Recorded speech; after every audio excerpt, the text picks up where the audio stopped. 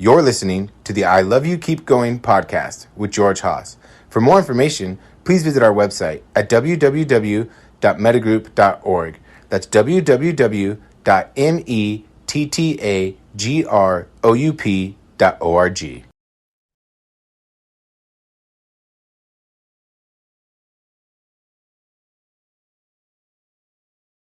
Recording in progress. So welcome everybody. This is I Love You Keep Going. It's Thursday, May 7th, 2026. It's 1:05 p.m. Pacific Daylight Time.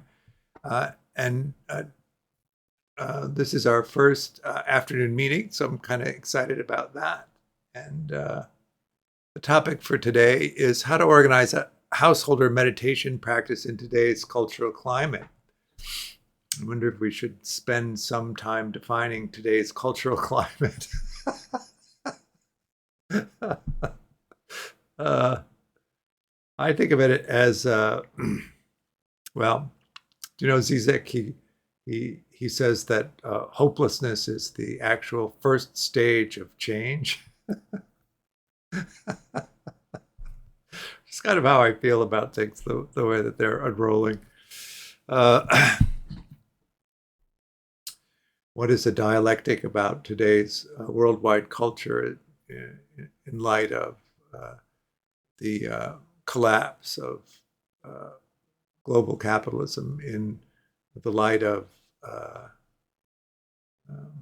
well, a few things. One is the limits of social dumping. Do you know the term social dumping? Which is a term where capitalist systems move into different demographics based on the differential in wages that are paid. So, when manufacturing here got too expensive, they moved into Asia. But now most of Asia has been taken over, and the wage pressure is raising the cost of manufacturing. And so they were talking about moving it back here, but there's no undervalued labor markets left to exploit in the way that they have. So the limitations of social dumping. Remember that capitalism is scraping excess value from labor and moving that excess value up the chain. So there's no labor to scrape extra value off. What are we going to do? We have climate change, which is making the kind of manufacturing that we're used to and that kind of consumption for the population impossible. Of course, in growth capitalism, we needed a constantly growing population in order to support the expansion of the system.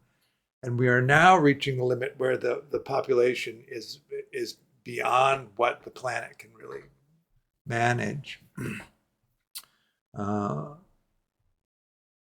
What else might we look at? I suppose the promise of artificial intelligence to take all of labor and automate it, which would move us into by definition, a post-capitalist, post-labor society. That seems to be the pressure. The climate, the cultural climate. What that tends to do is push. How does the working class and the middle class move in the direction of the far right in that context? And really what happens is that particularly in the US, where there's a balance between the Republicans, which are the right, and the Democrats are the left, is that the left movement shifts from representing the middle class and the working people up into supporting the needs of the upper middle class and abandoning the needs of the middle and lower classes, which leaves them having been frustrated in all of the legitimate avenues for expression to get their needs unmet, which is the thing that actually drives them into the hard right, where the system no longer functions for them, so they don't value it. They don't need to support it in the way that it had been supported, and that allows that authoritarian movement to take over. And let's be clear, the ultimate expression of capitalism is authoritarian capitalism, where actually the government can affect the market conditions. And so that's what that whole move is. Anyway, that's how I tend to think of the cultural climate that we're in. So how do we practice in that so that we just don't completely sink into a state of despair, which I think would point us to an idea of self, right? Attaching to the self experience. When you look at typical Theravada practice and the progression of insight that comes in Theravada practice, the insights into the creation of self is early in the practice. It's not really the far end of the practice.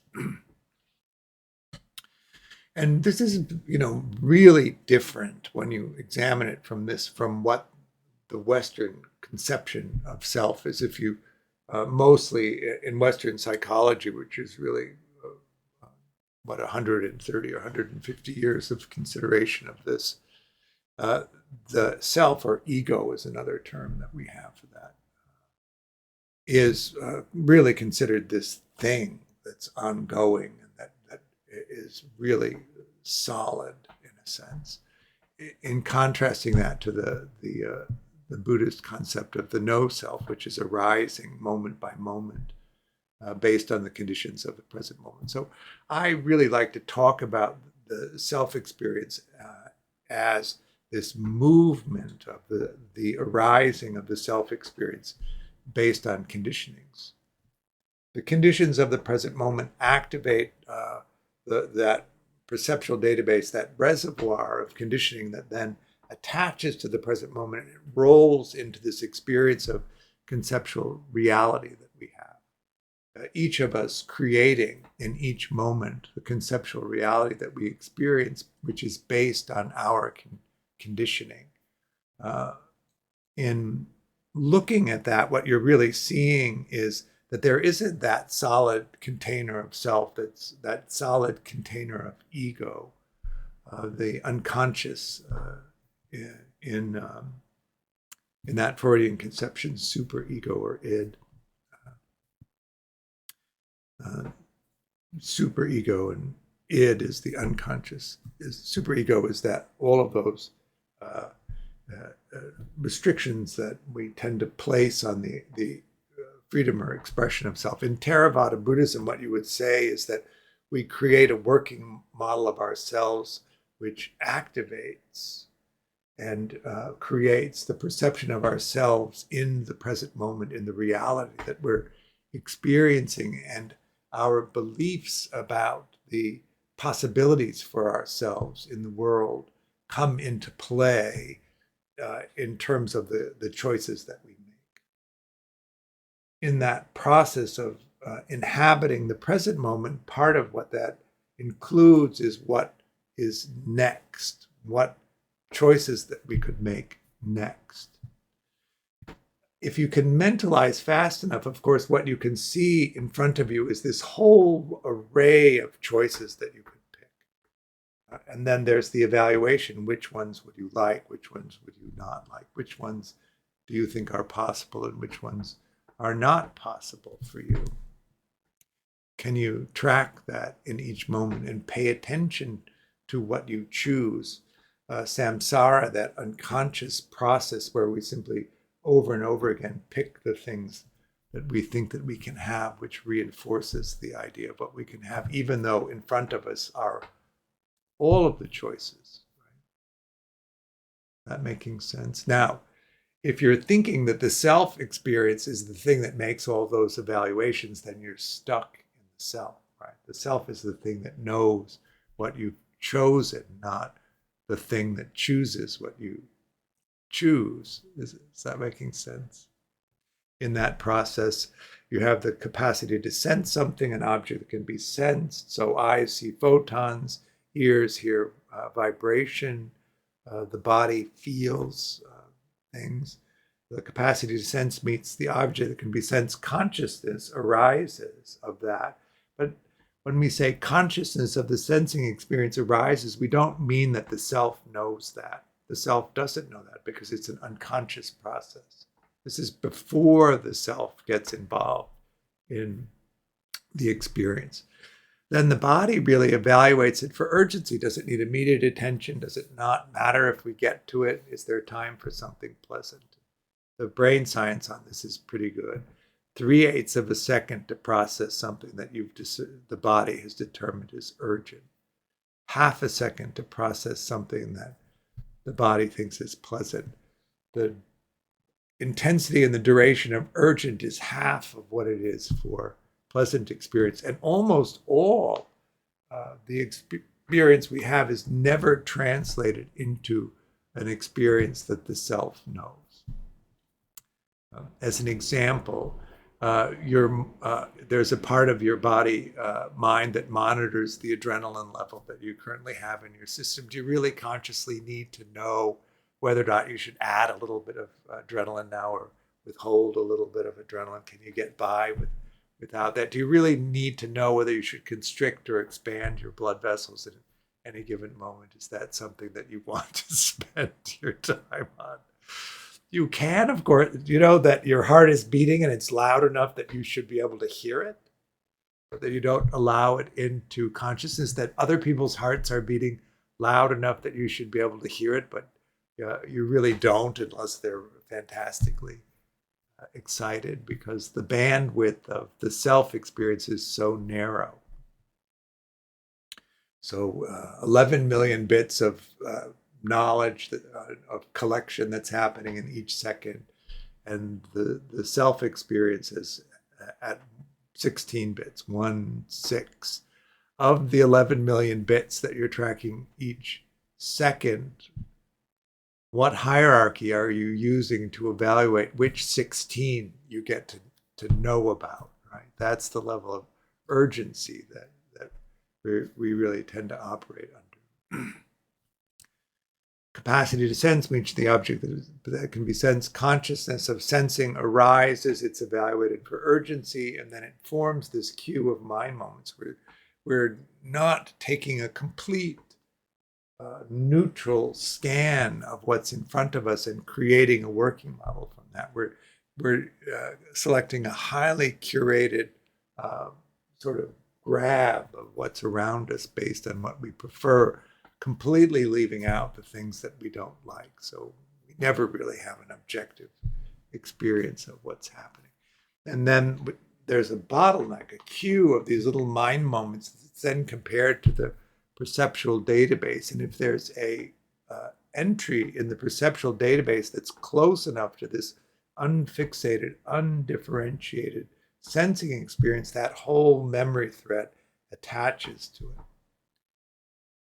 The body-mind tends to group particular patterns together into these threads. And some of these threads go all the way back to the very beginning of your life. And some of them are newer, right? Do you have a craving like I do for novelty so that you're constantly creating these new threads of experience, or do you tend to like the old favorites of experience? You attach the thread, it rolls into conceptual reality, and that's the point when the self-experience that we understand as who we are is able to reflect on that, mainly for the purpose of vetoing, as I like to say, a boneheaded idea. Have you ever gotten halfway through a sentence and realized that you can't finish it in its current form and then magically try to shift it into something else? That's what I would be. There's a half a second delay between the activity of the body-mind and what the self-experience can know. So it's this interesting mix, the human experience, right? The human condition. We live in the present moment, and we can understand the experience of the present moment really only based on our capacity to sense the present moment. See if I can remember the name of this guy. Might be Gurdjieff. Do you know? No, I can't remember. Anyway, uh, when I was in the 60s, the 1960s, in the mid-teens. You know how exciting the mid-teens are when you find radical ideas that can shift your whole perception of everything. There was a philosopher that we all read madly, and he was describing this experience. Imagine that you were a being that lived between the air and the water, and what your capacity to sense a human being might be as they walked in the water. So first you'd notice that there was an oval, and then the oval would get slightly bigger, and then slightly narrower, and then slightly bigger, and then it would, instead of being two ovals that were walking in tandem, there would be a big oval. Then there would be two small ovals next to the big oval that were the hands and the arms and the water. And then all of a sudden, the big oval would shrink. And then you'd be at the neck, and then it would pop open again and be at the head. And that would be how you would be able to experience your encounter with a human being. Uspensky, that's the philosopher, Uspensky. Is that making sense? So that can you take in that we experience the world based on the capacity of our sensing to experience it? Have you ever watched those simulations of how an insect that has those multiple eye globe things see the world instead? It's very particular, the human way of seeing the world. The spectrum of color is this, and we see a spectrum of color like this. And yet everything is assigned color. We're taught color theory, right? As if the world actually looked like that to anyone except us. Is that making sense? How do you know what's happening? What meaning did you give to it? Can you track that? That's really the thing.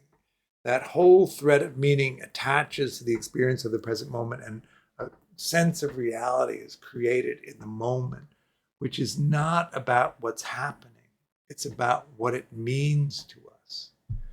So we really walk around in the experience of meaning rather than in the experience of what's happening.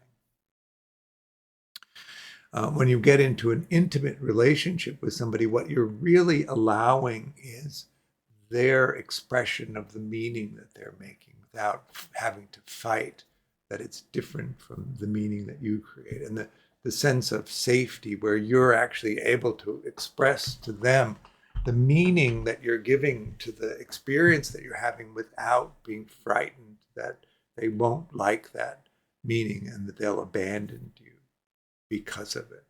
Is that making sense? Who do you trust with that? That unfiltered, authentic expression of yourself? And how frightening is it, or how simple is it to just be able to express that? To recognize that it's valuable, it's really valuable, that point of view.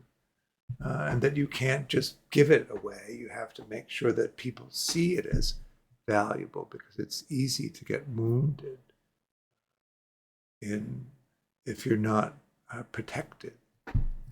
So in intimate relationships, there's a mutual protection where the space is really valued for that expression to happen.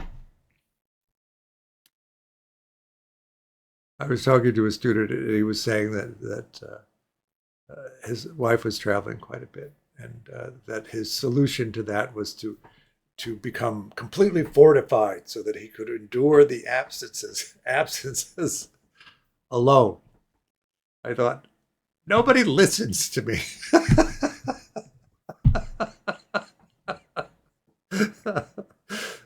Because the idea is you build around yourself a social safety net so that you can move in and out of contact with people when you need them, that it's reliable, that people can come and go, your significant relationships can come and go, that they can go explore deeply the things that they knew to, and they can come back and you'll be all right in their absence. Because if you're not all right, you'll attempt to prevent them from going, which will interfere with their exploration. And they'll attempt to prevent you from going if they don't feel safe when you're off to discover the thing that you need to. But if you build in that thing, the other thing that's so important about that is the space of exploration opens, and it's a protected space. And in order for you not to be hyper vigilant about the environment that you're in, you have to feel that there are people around you protecting you, so that you can pull your gaze from the field that has to be protected into the process of creative exploration. Is that all making sense? So in seeing that that sense of the self arising and passing, always predicated on what the conditions of the present moment are, and understanding that the vigilance of the environment is going to prevent the exploration. Why am I talking about this when I'm supposed to be talking about how to organize your household or practice? Is because you need meditation is an exploration. You need to be able to open the space of exploration in order to go deeply into it, which means you're going to have to set up the environment that's practical. I know that a lot of us come to meditation, and certainly that was true of me, looking for it to provide a way of not having to have any of that, to be able to just isolate on my own and get through it without it being so painful, so difficult, that would allow me to actually go about my life without having to rely on anybody. That came from that early conditioning of growing up in a family system where I couldn't rely on anybody. That makes sense. But the opposite of that is what we need. We need very reliable people around us that we have easy access to, so that we can settle into the process of exploring and then go deeply into it. One of the things that's interesting about exploration, of course, and this is certainly true of meditation practice, is in order to understand the experience that we're having, we often need to translate it into language and express it. In that process of taking experience, which broadly speaking is a right non-language hemisphere activity, into the left hemisphere, which is a language, logical, cognitive experience, the translation of experience into the expression of it often facilitates a deeper understanding of what's actually happening to us. And then the expression of it to someone else, and then them mirroring back to us their understanding of it, and our transliterating our experience into a way that we're confident that they understand what our experience is, also illuminates for us what that experience is. It's really one of the vital pieces of the whole process of exploration. Is that making sense? So there is some setup. One of the reasons of going to places where other people are practicing meditation is that they have a basic vocabulary that they can talk with you about the experience. And also, there's a great advantage to being able to talk to people that are slightly ahead of where you are.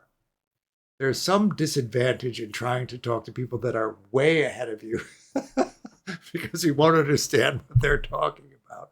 But if you could relate to somebody who's far enough ahead of you that they can make sense of your experience and they can help you understand the experience, that's ideal.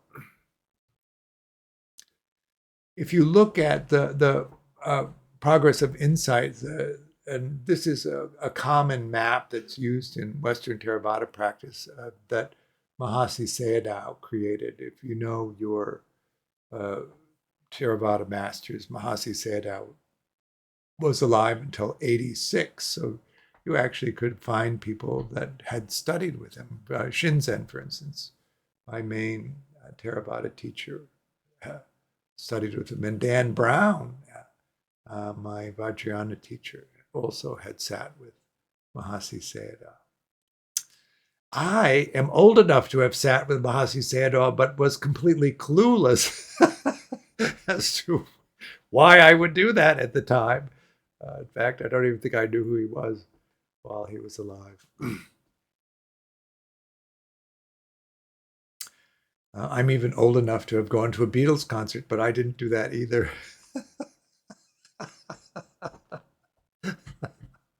Or the Rolling Stones. Did you go and see the Rolling Stones?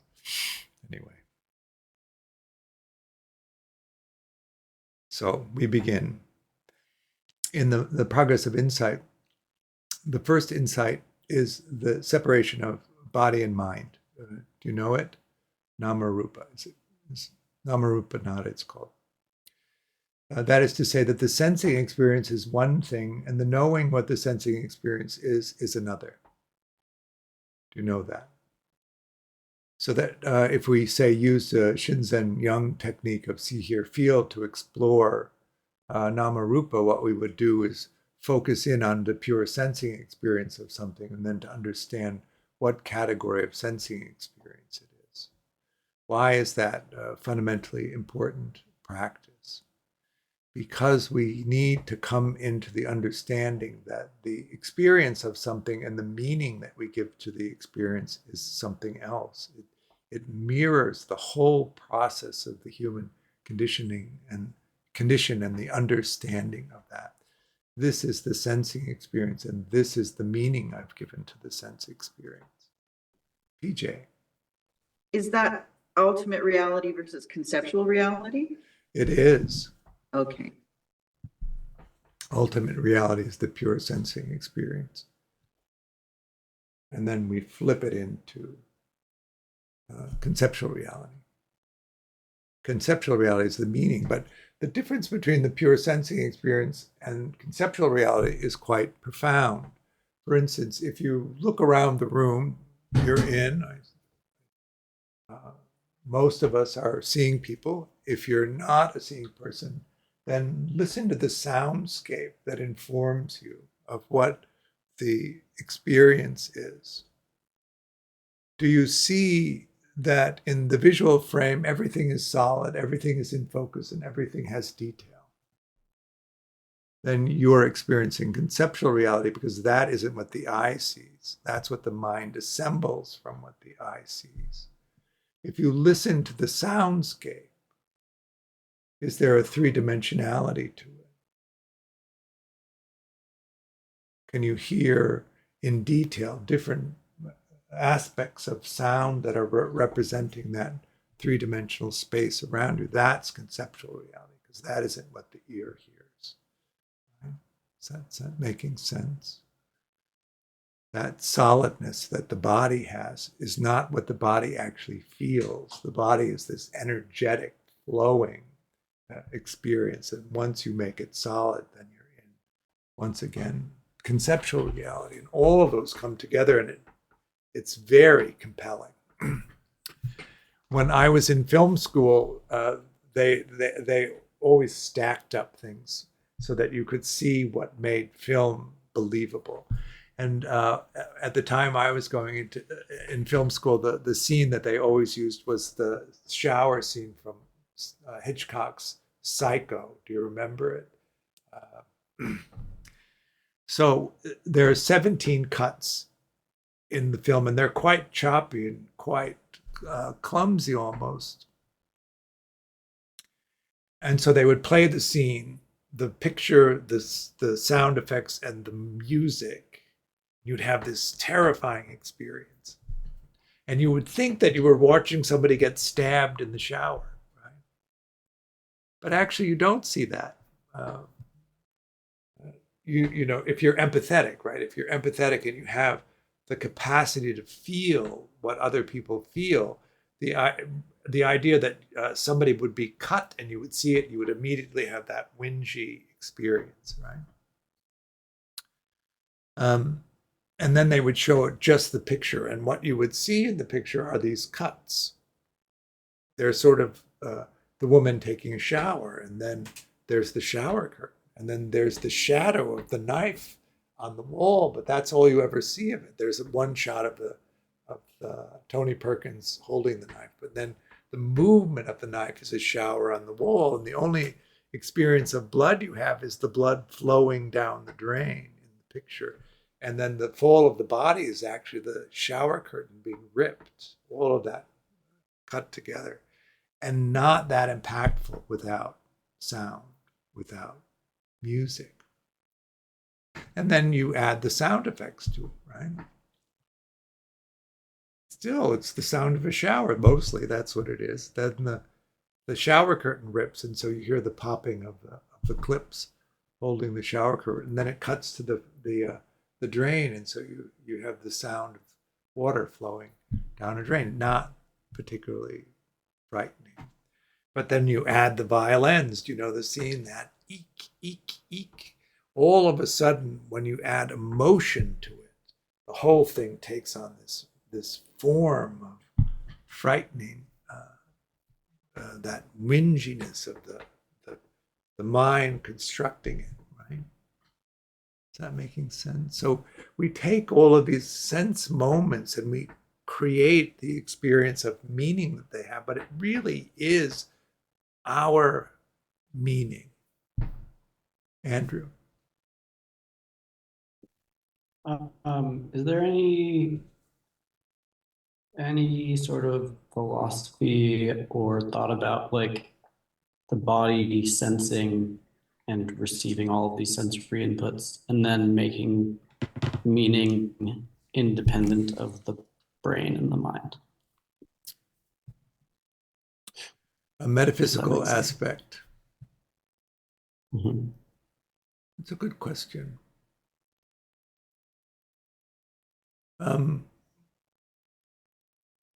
I don't have much feeling for that, so I haven't explored it much. I tend to have been brought up in the religion of science. My dad was a surgeon and my mother was a nurse. And there was no woo anywhere. My dad is also a doctor, so. But I do, in practicing and in a certain way, have a constant sense of the sacredness of all things, which came from doing the Six Lamps practice. And then, which points to this sense that you have the experiences of the practice that you do, right? And that the Theravada practice, particularly in the way that Shinzen taught it, did not produce much in the way of those kinds of experiences. Whereas doing the Vajrayana practices produces that in abundance, and it's a constant experience of sacredness and a constant experience of the expansiveness. And then there is the experience of it and then the meaning that you give to it, right? And there's lots of very elaborate ways of conceptualizing those experiences. And the experiences are very visceral, very real, but I often have these conflicts with the narratives that are then associated with them. Going back to the religion of science that I grew up in, which I haven't overcome at all.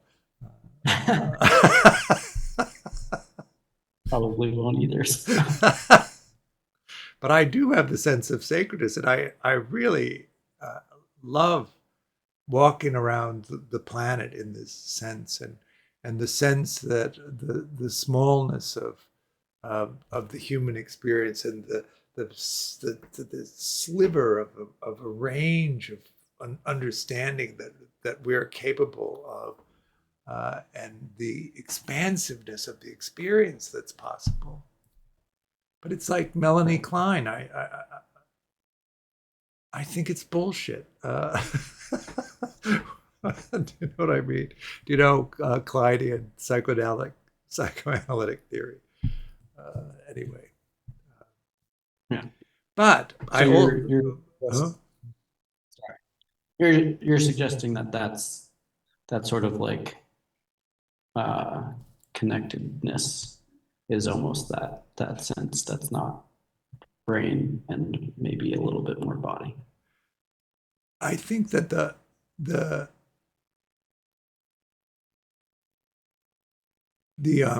unanswerability of these giant questions is okay with me. And I don't worry about it at all.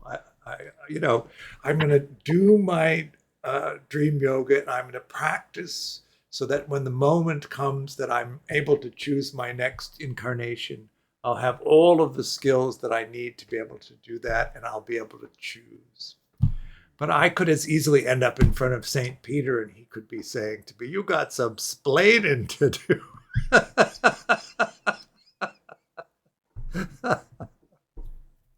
And I'm okay with that because that's what I can know. That makes sense. I don't imagine that I'm not going to die.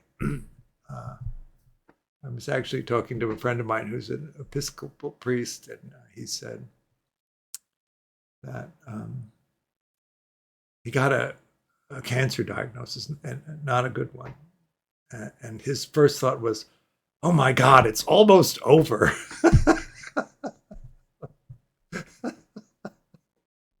Which is the thought I have half the time. Really? More of this? Of course, I get a bad cold, and then I'm completely terrified by what could happen next. So each moment the self arises, right? Each moment the self assigns meaning. So I hope that that's the best I can do to answer that question. I don't really care enough to even explore it much. That I hear the narratives, and they seem culture bound to me.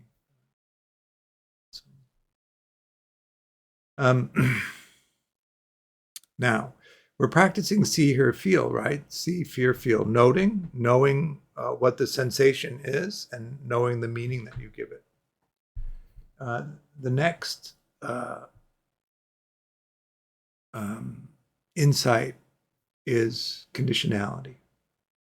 And in the next insight, conditionality means that the present moment sets up the next moment.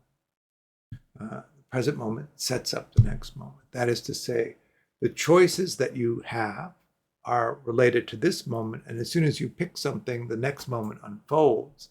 But the choices that you have in the next moment are related to the choices that you made in the previous moment. If you had chosen something different, the set of choices that you would have in the next moment are a different set. That's the conditionality. It flows forward. You can flow in a virtuous way, so things improve and improve, and you can flow in a vicious way, so a vicious cycle or a beneficial cycle, an afflictive cycle or a beneficial cycle.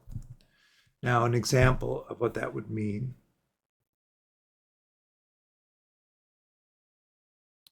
There's a clicking that's outside, but my mind can't make up a mind what's causing the clicking.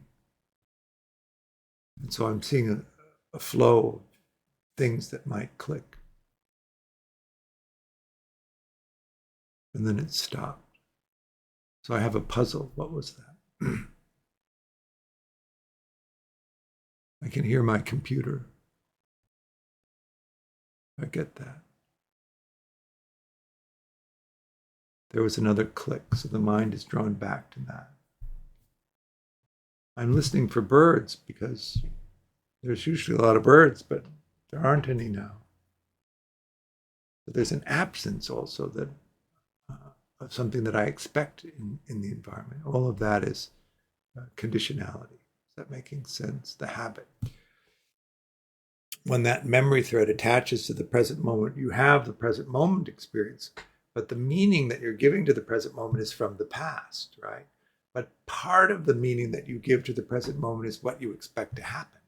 so that you're also attending to the future. And so each moment is this mix, this melange of the present, the past, and the future. If you don't understand the expectation that you have for what will happen next, what you may not see is that those kinds of beliefs can limit what freedom you have in choosing in this moment, what to take, what to lead you into the next moment. If you don't think you can have something, even if the choice is there, you won't take it, and then you don't have it. Is that making sense? So that's the position of freedom, that you have all of the choices that you have for the next moment, and you're free to choose any one of them without the expectation of what might happen limiting you. That's the exploration of conditionality. Now, how do we do that in meditation practice? We're letting our attention be drawn to whatever is next without interfering with it. And it can take us anywhere that it goes. In that moment of meditation, do you have a sense of the attention to the present object that you're focused on? And then do you have a sense of how that attention is then drawn to another object? So what you'll notice in the foreground is that object. And then what arises around you are other sense objects that might draw your attention away. And do you keep your attention focused, or do you allow it to flow into something else? Sometimes it snaps to another object, and sometimes you notice this pull, this sort of gravity that sucks the attention into the next moment. And then the next moment, the next object is in the center of attention, and it stays until something else draws it away. Is it a loud noise that immediately draws your attention, or do you notice it flowing into something? Do you notice that there's more than one object and your attention flows and you're not even sure where it's going to end up because there's a sort of an equal grab to the next sense objects? Is that making sense? And then the third one is the three marks, or the three characteristics of existence. This is the self-experience, which we talked about. This is the nature of impermanence. Can you really pay attention to the experience of everything arising and passing, nothing lasting? The main difficulty of paying attention to everything arising and passing is that there's nothing you can rely on. There's nothing that's going to last. There's no solid ground. We like to call it the groundless ground. How do you navigate everything being so constantly, unrelentingly changing with nothing permanent, nothing lasting? So there is a strong tendency to ignore that and fixate things, make them seem solid. This is me. This body is me. I am unchanging. Can you remember a time when you were 5 years old? How closely does that body resemble the body that you're currently in? Everything changes, nothing lasts. Peter? Hey, George. How do you marry that with then, I still need you to convince me, buying into the notion of relationships, and how do you marry this sort of the rapidity of change and nothing essential, meeting someone else, like, or is it just there is the conceptual level? It just feels like falling into delusion to then marry into relationships. But is that not targeting two different things, obviously? But well, all relationships will come and go. And in Dunbar's research, he says that most people lose a significant relationship every 2.5 years. So if you're looking back on your relational history and you notice that significant relationships come and go, one solution to that is to simply not replace them, and then you'll be alone, right? Or you'll be in superficial relationships. And the idea there is that you'll avoid the pain of losing the relationship, right? But you don't actually avoid the pain of losing the relationship, even if you don't have relationships.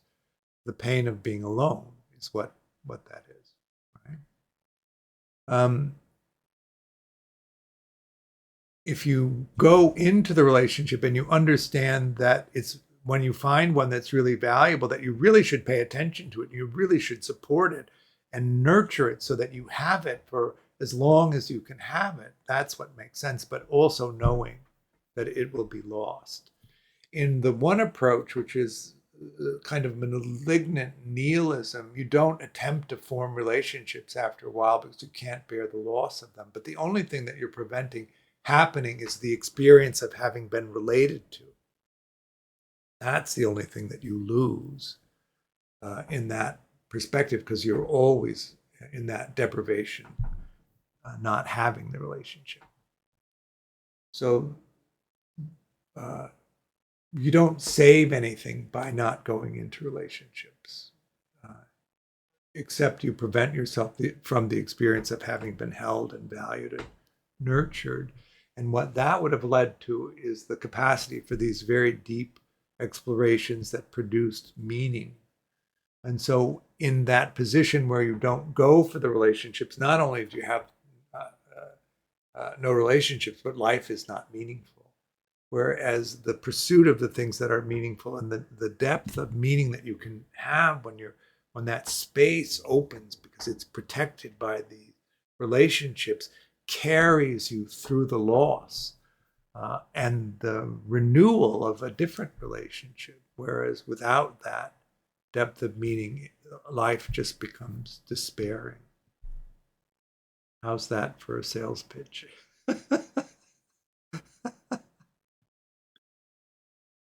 Yeah, it's pretty convincing. Can I just add one more Certainly. question to that? So that sort of the arc of ultimately the relationship won't last, but what I'm also wondering is sort of the insights into the rapidity of change, and that sort of as things arise, as soon as they arise, they're going. It's so fast that it looks continuous. Right. How do you gain, and then you can, equanimity can fall after that, but as it relates to relationships, like the rapidity and rise and fall, how to bridge that with like, I'm a person, you're a person, and there's reliability there. Does that, I don't know if that makes sense, the way I'm posing it. What I would say is that in what you want to know from somebody else is that if I use my energy to take care of you, that you'll use your energy to take care of me so that we're both taken care of. If you put me in a position where I use my energy to take care of you and you don't use your energy to take care of me, then I'm in deficit and uncared for. And so I can't afford really to give you that energy, because I need that energy then to care for myself if you're not going to do it. And what you begin to do in the beginning is offer a little bit of care and see whether it's reciprocated, and then flow your energy into relationships where there's a mutuality to them. But that takes pacing and a slowness in forming the relationship. So let's say the arc of forming that kind of relationship takes 18 months. The economy of that versus the 2.5 years where you're going to need a new one is actually not awful. You can develop and keep developing relationships so that you have a constant supply of the relationships that you need. Enough.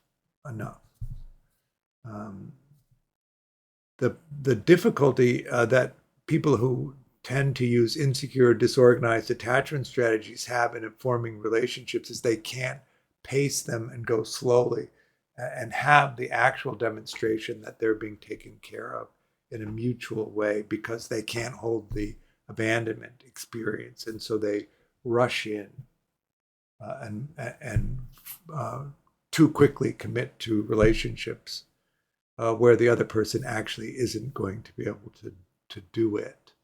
Now, this may also relieve you of the obligation of having to do it, because They can't do it, so you don't have to either, really. So that's the thing to pay attention to. Am I committing to a relationship where the care is good and I feel valued and delighted in, or am I rushing in so that I don't have to be alone and accepting terms for a relationship that are not actually going to be sustainable? In insecure relationships, one person tends to receive the care and the other person tends to give the care. And the person who gives the care because they don't receive care burns out. And then sometimes the person who's getting most of the care throws them a bone to keep them going. There's no meat on the bone. It's not sustainable. So they burn out, and so they just get replaced. And then you pull back, and then you recover, and you become alive again, and then you go out again. And then if you make that kind of commitment, you burn out again. You know, our culture, though, is in late stage capitalism, burning workers out is not an issue. Everything is set up for that, right? Particularly in the tech world, where you don't have long-term. Nobody really has long-term stability in a job anymore. It's project to project, and you have to perform at a high level in each project in order to get the next project, and it's all short-term, and so people tend to work. And with remote working, there's no division between when you're working and when you're not at work. It's completely primed for that burnout. Disorganized people tend to form trauma bonding. And so in trauma bonding, because the dissociative aspect of those kinds of relationships, you move in and out of perception of the other person. Sometimes they're your mental representation, which is not actually them. And sometimes you're sort of relating to them as they are. If you're not willing to tell people authentically who you are, then you're obligating them to be in a fantasy relationship with you, right? They're in a relationship with who you're telling them you are, not with who you are, because you haven't told them. And if they're not willing to tell you who they are, you're not in a relationship with them. You're in a fantasy relationship with who they've told you they are. And one of the things about fantasy-based relationships is that anything that knocks the fantasy so that you can see that it's no longer a fantasy, like using the film metaphor, if you take the music away and all of a sudden you can see that it's not at all what it's represented to be, it shocks the whole relational system. And there's these demands that you reinforce the fantasy aspect of the relationship so that it becomes believable again. Is that making sense? Whereas in reality-based relationships, it isn't idealized, right? It's not pretend. You have to get along with the fact that people are often disappointing, and that the aspects that you really admire and love about them is accompanied by aspects that are disappointing. That you have to be able to hold both of those.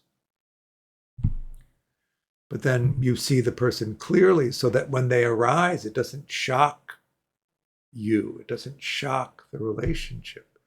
And if you can recognize that actually it's in those moments that they need more care, that you're then able to then show up and take care of them because they're in trouble. Right? And then they can recognize that in you. And so rather than needing to hide it, you actually can express it so that you'll get the extra care that you need.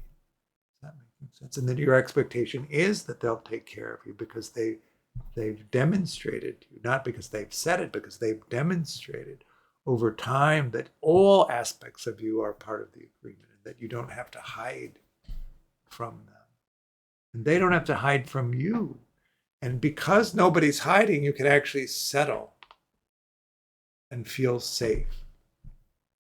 That anything could happen. And the more you do that, of course, the greater the confidence is that no matter what the problem is that arises between you, you can find a solution to it that will work for both people. That's the idea. So how are we going to get see or feel to help us? Because we're going to see that at each moment, there's the thing that we sense and the meaning that we give to it, and that the meaning varies quite a bit. changes quite a bit. And so that when we make a meaning that isn't really working, we can come out of it. And we can understand that the self-experience is insubstantial beyond the meaning that we give it to in the present moment. And we can be curious not only about ourselves, but about someone else. And they can be curious about us.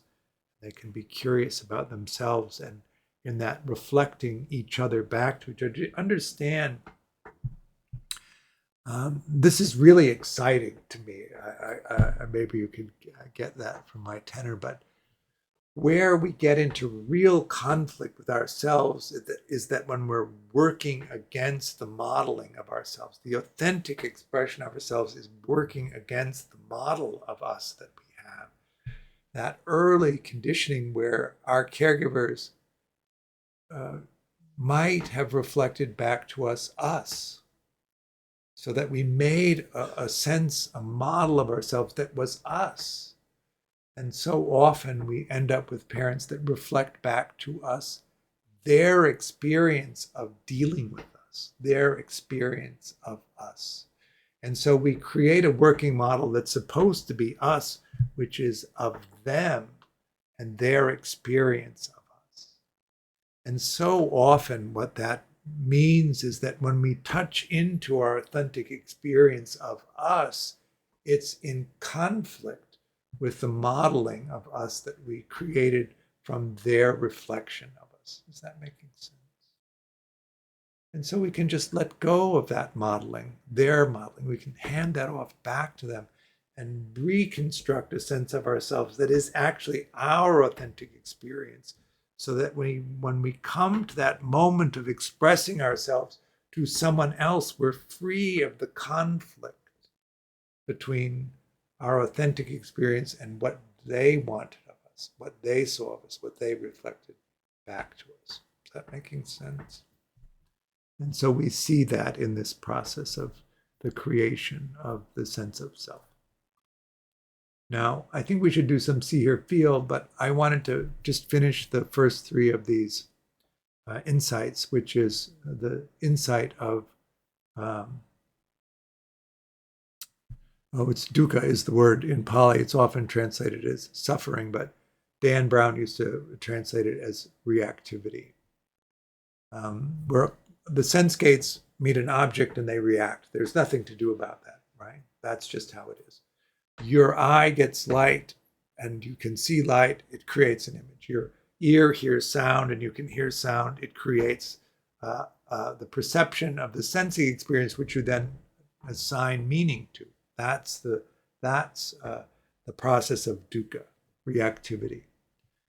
The first concept of dukkha is the long view, that you live in a body which will grow old, which will get sick, which will die.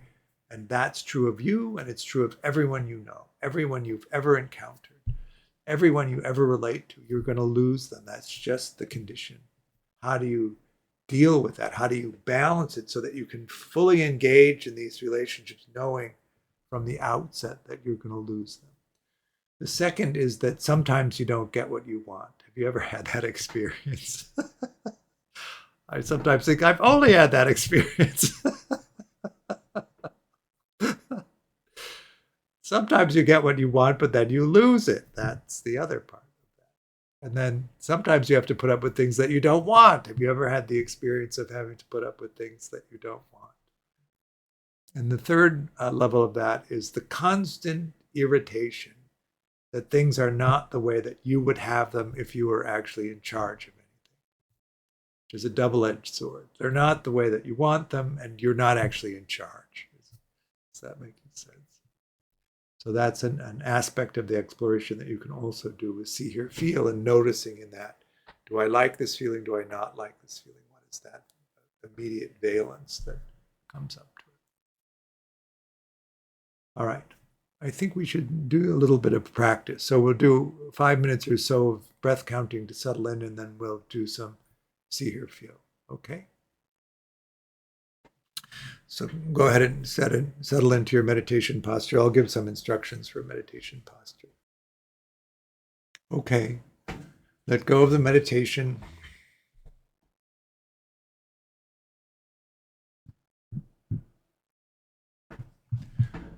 Everybody all right?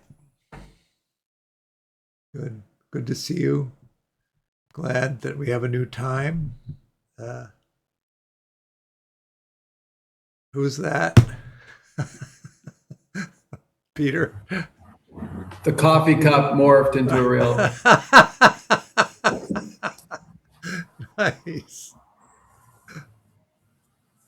All right, everybody. I will hope to see you soon. Oh, I should say, I offer the teaching freely, but I do hope if you're resourced and you can make a donation, you will. There's a link on the website to do it. I should probably put it in the chat, but anyway, it helps support me and also the work Mettagroup is doing. Really appreciate that. Take a look at the calendar if you're there and see if there's some stuff coming up that you might like. And I hope to see you soon. Safe travels, George. Thanks. He does. Bye. Hey,